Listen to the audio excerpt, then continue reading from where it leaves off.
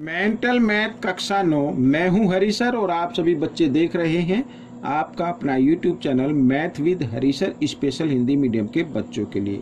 आज की इस सीरीज में हम करने वाले हैं अध्याय 6। जी हाँ, अध्याय 6 रेखा और कोण। ठीक है, रेखाएं और कोण ये हम करने वाले हैं। आप सभी बच्चे वीडियो को पूरा देखें, देखकर बच्चों प्रैक्टिस जरूर करनी है। ठीक है, यहाँ पर देखो हम चैप्टर 6 रेखाएं और कोण लेकर आए हैं। हालांकि इसमें काफ़ी इम्पोर्टेंट है, तो पहले की चैप्टर भी इम्पोर्टेंट है, लेकिन काफ़ी डिमांड आ रही है कि सर पहले आप ये डाल दीजिए, तो इसलिए मैं इस चैप्टर को लेकर आया हूँ। ठीक है, क्या कहता है क्वेश्चन फर्स्ट। देखो भाई, इसको करने से पहले आपको बता दूं कि जो भी फॉर्मूले हैं वो आपको लर्न करने पड़ेंगे, साथ साथ तो मैं बताता हुआ चलूंगा। ठीक है, क्या कहता है देखो, दो समांतर रेखाओं कितने बिंदु पर एक दूसरे को प्रतिच्छेद करेंगी। दो समांतर रेखाएं हैं, ये दो समांतर रेखाएं हैं ऐसे, तो कितने बिंदु पर एक दूसरे को प्रतिच्छेद करेंगे। ये दोनों एक दूसरे पर कब प्रतिच्छेद करेंगे, करेंगे नहीं, 0 बिंदु पर करेंगे। आप ये लिख लो, 0 बिंदु पर करेंगी। भाई समांतर रेखाएं उन्हीं तो कहते हैं ना जो जिनके बीच की दूरी हमेशा क्या रहे, समांतर रहे, बराबर रहे। ठीक है, 0 बिंदु पर, तो ये आंसर रहेगा आपका 0 बिंदु। ये प्रतिच्छेद करेंगे नहीं आपस में। ठीक है, वैसे बेवकूफ बनाने के लिए कर दिया, कोई दिक्कत नहीं है। आइए प्रश्न नंबर 2 करते हैं। प्रश्न नंबर 2 कहता है, यदि कोई कोण अपने संपूरक कोण का 1/5 हो तो कोण का मान बताइए, ज्ञात कीजिए। माना वह कोण x है, माना कोण वह कोण x डिग्री का है, तो इसका संपूरक कोण कितना होगा। संपूरक कोण होगा, संपूरक पूछा ना, 180 घटा x। ठीक है, ये संपूरक हो गया। अब प्रश्नानुसार करते हैं, क्या कहता है। प्रश्नानुसार का है, ये वो कोण हो गया और ये हो गया संपूरक कोण। ठीक है, अब ये जो कोण है ना अपने संपूरक कोण का, ये क्या है, 1/5 है। अगर हमें बराबर करना है तो इसको बना दीजिए 1/5, यानी 1/5 इससे कर दीजिए। ठीक है, ऐसे होगा। अब क्या करना है, देखो x बराबर, अब 5 से 180 को गुणा करते हैं, या बटे 5 कर दो, कोई दिक्कत नहीं है। तो 5 से इसको अगर हम करते हैं तो कितना आ जाता है, 36 आ जाता है। ये देखो इधर करके दिखाता हूँ, 180 को 1/5 से आप गुणा करेंगे, गुणा में अंश से हर कट जाता है, तो 36 यहाँ पर आ जाएगा। 5 एकम 5, 5 3 15, 5 6 30, इस तरीके से। ठीक है, अब क्या करना है, x को भी गुणा करना, तो x/5 आ जाएगा। ठीक है, आइए इस साइड कर लेते हैं, तो x का मान निकालना, x बराबर, ठीक है, अब ये घटा x है ना, इसको लेके आओ, आप बाईं तरफ लेके आओ। ये घटा का तो इधर आकर ये सॉरी जमा का हो जाएगा, इसको पहले लिख लेते हैं, x/5 और बराबर रह गया 36। ठीक है, इधर इसके नीचे 1 मान लीजिए। 5 और 1 का लेना आपको लघुत्तम, 5 आ जाएगा, और साथ में क्रॉस में गुणा भी कर देना। 5 की गुणा x से 7 होगी 5x, और जमा 1 की गुणा x से 7 होगी 1x बराबर 36। ठीक है, अब 5x और 1x कितने हो गए, 6x हो गए, बराबर 36, और ये 5 इधर भाग में, इधर आकर ये गुणा में आ जाएगा। ठीक है, नीचे जगह तो है नहीं, आइए इधर कर लेता हूँ मैं। x का मान निकालना है। ठीक है, x का मान निकालना है, तो x का मान कैसे निकालेंगे, बराबर 36 गुणा 5 है ना, और 6 इधर ये रहा, x से 7 गुणा के रूप में इधर आएगा तो भाग के रूप में आ जाएगा, तो इधर भाग कर देते। 6 एकम 6, 6 6 36, x बराबर 6 पंजे 30, 30 डिग्री का आ गया बच्चों। ये आपका उत्तर बन गया। आइए करते हैं प्रश्न नंबर 3। क्या कहता है, बहुत ही आसान है। यदि दो कोण x और y रेखीय युग्म बनाते हैं, रेखीय युग्म बनाते हैं भाई, रेखीय युग्म का मतलब एक रेखा पर 2 कोण ऐसे, तो ये x और ये y, तो x अगर इन दोनों कोणों को हम जमा कर दे तो 180 डिग्री का बनेगा, क्योंकि एक रेखा 180 डिग्री पे होती है। और ठीक है, तो इन्हें बोलते हैं रेखीय युग्म, रेखीय युग्म बोलते हैं इन्हें। अच्छा, आगे लिखा, और 3x जमा 4y बराबर 50 डिग्री है, तो 3x का मान बताना है। ठीक है, तो इस समीकरण को इसके नीचे लिख लीजिए, 3x जमा 4y बराबर 50 डिग्री। अब आपको क्या करना है, यहाँ पर एलिमिनेशन मेथड का यूज करना है, यानी दोनों इक्वेशन में या तो x वेरिएबल को बराबर बनाना है या y जो चर है ये y वाले चर को बराबर बनाना है। आइए y वाले को बना लेते हैं, ठीक है, क्योंकि x का मान निकालना है। तो अब देखो ऊपर y 1 है, y के सामने गुणा क्या 1, नीचे क्या 4, तो हम क्या करेंगे ऊपर वाले समीकरण को, ठीक है, 4 से गुणा कर दो और नीचे वाले को 1 से कर दो। अब 4 से गुणा करेंगे तो कितना आ जाएगा, इधर लिख लेता हूँ 4x आ जाएगा। y को भी गुणा करेंगे 4 के साथ तो 4y आ जाएगा, और 18 चौक 72, यहाँ पे 180 को 4 से गुणा करें तो 720 आ जाएगा। इसी प्रकार नीचे तो यूं कहीं लिखना है, ठीक है, क्योंकि 1 से गुणा करेंगे तो सेम नंबर आता है ऐसे, ठीक है, ये हो गया। अब क्या करना है, अब आपको, क्योंकि ये दोनों बराबर आ गए हैं, वेरिएबल y वाली लाइट तंग कर रही है, तो अब निशान बदल के इनको काट दीजिए। ये जमा है तो ये घटा, ये भी घटा हो जाएगा, ये भी घटा हो जाएगा। अब ये जमा घटा ये तो कैंसिल हो गए, 4x में से 3x घटा देंगे तो 1x बचेगा, वो बड़े नंबर के सामने जमा का, और इधर क्या आ जाएगा 720 में से आप क्या कर दे 50 को घटा दे, ठीक है ना। आइए घटा देते हैं, 0 12 में से 5 गए, कितना आ गया 7, और यहाँ रह गया x का मान 670 आ गया। कितना आ गया x का मान 670 आ गया। एक गड़बड़ कर रही है।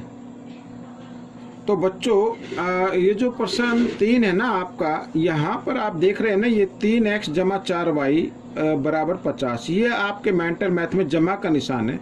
लेकिन मैंने अभी देखा है कि ये जो निशान है ना, ये इंग्लिश वाला जो मेंटल मैथ है इंग्लिश मीडियम के बच्चों के लिए, उसमें ये घटा का निशान है। तो आप अपने मेंटल मैथ में ये निशान ठीक कर लेना, ठीक है। इसी वजह से यहाँ पर ये कुछ x की वैल्यू अजीब आई है। तो अगर मान लीजिए ये घटा का निशान है तो यहाँ पर घटा का ऑलरेडी निशान आएगा, ठीक है, ये निशान नहीं रहेगा क्योंकि पहले ही साइन चेंज है ना, पहले ही साइन क्या है चेंज है। तो ये घटा जमा ये तो कट जाएंगे। अब ये 4x और 3x हो जाएगा 7x, ठीक है, निशान तो बदलेगा नहीं क्योंकि पहले ही बदला हुआ है, ठीक है। यहाँ पर मैं क्या कर लेता हूँ, ये घटा का निशान है बच्चों, ठीक है। तो जो प्रश्न है आपका बिल्कुल ठीक है, और यहाँ पे 0 की 0, 5 और 2 7, और 7 का 7 आ जाएगा ऐसे, ठीक है। तो ये x का मान यहाँ पे निकाल लेते हैं। तो x बराबर 770, और ये 7 इधर गुणा में, इधर आकर ये भाग में आ जाएगा, 7 से भाग कर देंगे, 7 एकम 7, 7 एकम 7, 0 की 0, ठीक है। हमें जो मान निकालना है वो मैं इधर बता देता हूँ। मान निकालना 3x का, 3x का यानी 3 गुणा x का मान है 110। 110 को जब 3 से गुणा करेंगे तो 330 आ जाएगा, ये आपका उत्तर बन जाएगा, ठीक है। ये आपको देखना, ये अभी मैंने इसमें देखा है कि क्योंकि आंसर थोड़ा अजीब आ रहा था। तो आइए करते हैं प्रश्न नंबर 4। प्रश्न नंबर 4 हम करेंगे, क्या कहता है, यदि एक तिर्यक रेखा 2 समांतर रेखाओं को प्रतिच्छेद करती है इस तरीके से, ये 2 समांतर रेखाएं हो गई, ठीक है, ये इसका नाम हम ए बी दे देते हैं, और इसका नाम दे देते हैं सी डी दे देते हैं, और ये एक तिर्यक रेखा हो गई, इसका नाम दे देते हैं पी क्यू दे देते हैं, ठीक है। करती है तो अंतःकोणों के समद्वि भाजकों द्वारा, ये अंतःकोण हो गए, ये वाला अंतःकोण, ये वाला, तो इनके कोणों के समद्वि भाजक का मतलब समान 2 भागों में बांटना इस तरीके से, ठीक है, ये हो गया और ये हो गया। इन द्वारा बनाई गई आकृति का नाम बताना है।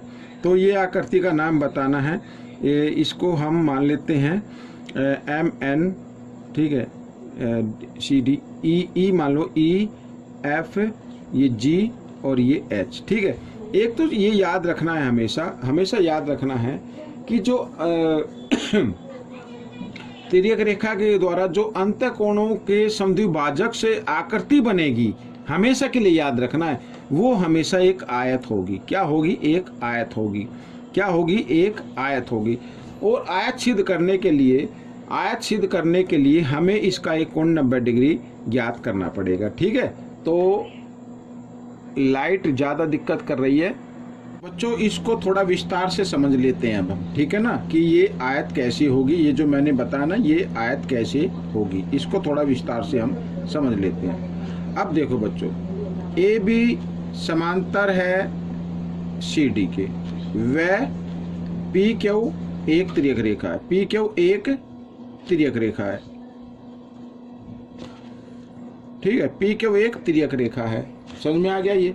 अब पी क्यू एक तिर्यक रेखा है, तो मैं इधर बताता हूँ थोड़ा सा पहले। तो ये कोण और ये कोण, दोनों कोण क्या होंगे? एकांतर कोण होंगे। इसका नाम हम दे देते हैं, जहां पर ये काट रही है, ई एफ जी एच। ठीक है, तो कोण ए एफ जी यानी ए ई जी, ये वाला कोण, कोण ए ई जी, कोण ए ई जी और कोण ई जी डी, ये वाला। ठीक है ना, ये क्या हो गए? एकांतर कोण हो गए, कोण ई जी डी, एकांतर कोण। ठीक है, अब इसमें क्योंकि ये अंतःकोण हैं तो इनके संबंधी भाजक भी दिए हुए, तो इनके संबंधी भाजक भी क्या होंगे? बराबर होंगे, यानी कोण ए ई जी का आधा बराबर होगा कोण ई जी डी का आधा। ठीक है, ई जी डी का भी हाफ इक्वल होगा। तो बच्चों आगे कर तो इसका नाम मैं दे देता हूं बच्चों A1 और इसका नाम दे देते हैं 2। ठीक है, यानी एंगल 1 इक्वल होगा एंगल 2 के। लेकिन ये भी क्या है? ये भी, लेकिन ये भी एकांतर कोण है, लेकिन ये भी क्या है? एकांतर कोण है।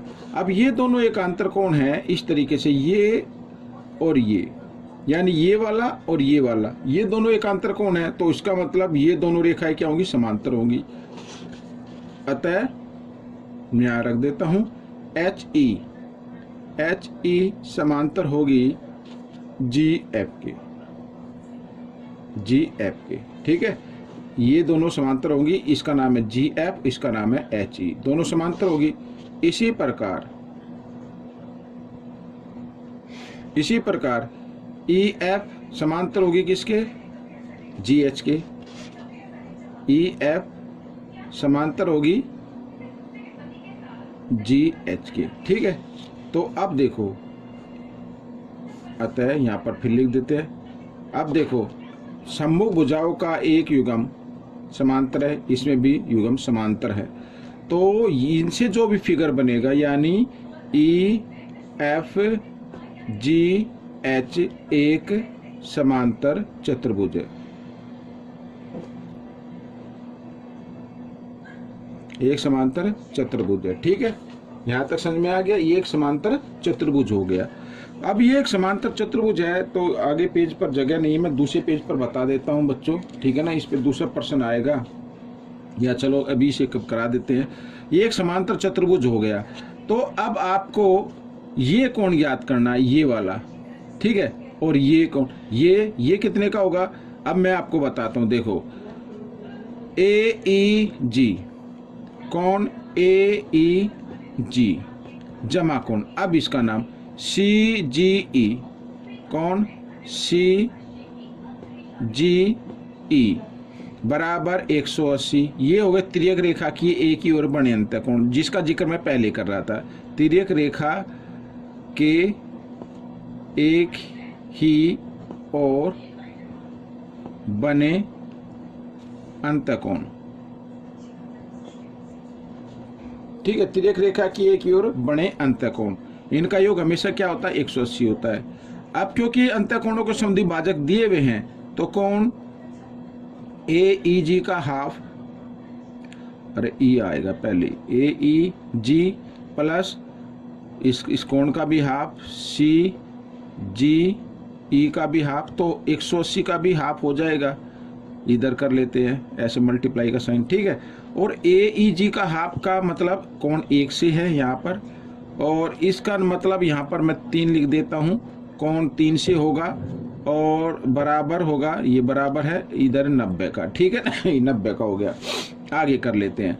अब आपको क्या करना है? अब आपको क्या करना है, ये देखो फिगर आपको दिखाई नहीं दी होगी, ये कोण 1 है और ये कोण 3 है, इन दोनों का योग क्या होगा? 90 डिग्री। हमें ये कोण ज्ञात करना है। तो ये त्रिभुज आप देख रहे हैं, त्रिभुज ई एच जी, ये त्रिभुज ई एच जी, इस त्रिभुज में, ठीक है, त्रिभुज ई एच जी में अगर आप कहेंगे कि इसकी सर एक अलग से वीडियो बना दो, तो अलग से भी बना देंगे। ठीक है, ई एच जी में तो कोण 1 जमा कोण 3 और जमा कोण, यहाँ पर मैं एच नाम दे देता हूँ, बराबर 180 डिग्री होगा। ठीक है, 1 और 3 का मान तो पता चलिए कितना 90, तो इनकी जगह 90 लिखा जा सकता है। और जमा कोण H बराबर 180। ठीक है, 90 इधर जमा इधर आकर घटा का हो जाएगा, तो कोण यहाँ पर H की माप आ जाएगी 180 घटा 90, तो कितने का आ गया, 90 डिग्री का आ गया। ठीक है, अब ये एक समांतर चतुर्भुज है मालूम है, तो हम यहाँ पर लिखेंगे कि EFGH एक ऐसा चतुर्भुज है जिसका एक कोण 90 डिग्री का है, अतः ये एक आयत है। ये एक आयत है, क्योंकि समांतर चतुर्भुज के सम्मुख कोण क्या होते हैं, बराबर होते हैं। अगर इस फिगर में देखो, अगर ये 90 है तो ये भी 90 होगा, भाई समांतर चतुर्भुज हो गया ना। इस तरीके से ये 90 है तो ये भी 90 होगा, तो ये दोनों भी बराबर हो गए। ये x का होगा, ये x का होगा, तो इन चारों कोणों का योग किसके बराबर होगा, 360 के। अब 360 में से 90 घटा दे, 90 और 90 कितना होता है, 180। 180 घटा दे तो कितना बचेगा, 180 बचेगा। और ये x का, ये x का, तो 2x हो गए। अब इसको 2 से भाग कर दें तो फिर 90 आ जाएगा, यानी ये भी 90, ये भी 90। इस तरीके से प्रश्न आपका हल हो गया। अब हम करेंगे बच्चों, ये रहा इस पर प्रश्न, ठीक है, जिसके बारे में कह रहा था। प्रश्न नंबर 5, यदि एक त्रिभुज के एक कोण की माप बाकी दोनों कोणों के योग के समान हो तो उस त्रिभुज का नाम बताना है। ठीक है, अब बच्चों त्रिभुज के तीनों कोणों का योग क्या होता है, पहले ये आप बताइए। 180 डिग्री होता है। त्रिभुज के तीनों कोणों का योग 180 डिग्री। मैं यहाँ पर लिख देता हूँ, इधर बना लेते हैं ये ऐसे ABC। ठीक है, माना ABC एक त्रिभुज है। ठीक है, तो त्रिभुज के तीन कोण होंगे, कोण A जमा कोण B और जमा कोण C बराबर कितना होता है, 180 डिग्री होता है। लेकिन इसमें कहा है कि कोण A की माप, ठीक है, कोण A की माप बाकी दो कोणों के योग के बराबर है, यानी कोण A की माप किसके बराबर होगी, कोण B जमा कोण C के बराबर होगी। ठीक है ना, ये समझ में आया। तो इसको समीकरण 1 दे देते हैं, या इसे 1 दे लो और इसे 2 दे दो। ठीक है, समीकरण 1 व 2 से। अब यहाँ पर मैं लिख दूँ समीकरण 1 व 2 से। आपका क्वेश्चन हो गया, बिल्कुल इजी था, समीकरण 1 व 2 से। ठीक है, अब कोण A है ना, जहाँ पे वहाँ पे कोण A की वैल्यू पुट करनी है, या समीकरण 1 2 से नहीं लिखना तो आप सीधा लिख सकते हो इसमें कोण A का मान ऐसे, कोण A का मान समीकरण 1 में रखने पर, 1 में रखने पर, ठीक है, 1 में रखने पर। अब हम 1 में रख लेते हैं, ये 1 रहा है तो A की जगह A का मान रखना है, तो B जमा C, और ये रहा है B जमा C, तो कोण B जमा कोण C बराबर 180 डिग्री। ठीक है, 2 बार B है, 2 बार C है, तो हम इसको लिख सकते हैं ऐसे, तो कोण B जमा कोण C। ठीक है भाई, B भी 2 बार आ गया, C भी 2 बार आ गया, तो बराबर 180 डिग्री। ठीक है, 2 इधर गुणा में इधर आकर भाग में आ जाएगा, B जमा C, या कोण का साइन भी लगा लो, कोई दिक्कत नहीं है। तो ये 2 गुणा में तो इधर आकर भाग में हो गया, तो 180 को 2 से भाग करें कितना आ गया, 90 डिग्री आ गया। ठीक है, तो 90 डिग्री का हो गया। BC का मान कितना आ गया, 90 डिग्री का आ गया। अब इसमें कहा है कि कोण A बराबर किसके है, B जमा C के। ये एक बार मैं लिख देता हूँ, कोण B जमा कोण C के बराबर है। तो कोण A का मान कितना आ गया, B जमा C का मान कितना है, 90, तो इसकी जगह 90 लिखा जा सकता है। तो कोण A कितने का आ गया, 90 डिग्री का आ गया। अब जिस त्रिभुज में एक कोण 90 डिग्री का हो तो वो कौन सा होता है, समकोण त्रिभुज होता है। अतः त्रिभुज ABC एक समकोण त्रिभुज है। ठीक है, ये आपका आंसर बन गया। तो बच्चों ये वीडियो पूरी हो गई है। आपको ये वीडियो कैसी लगी जरूर बताएं। इसमें से सीखकर दूसरे बच्चों को जरूर सिखाना है। मिलेंगे अगले भाग में, तब तक के लिए धन्यवाद।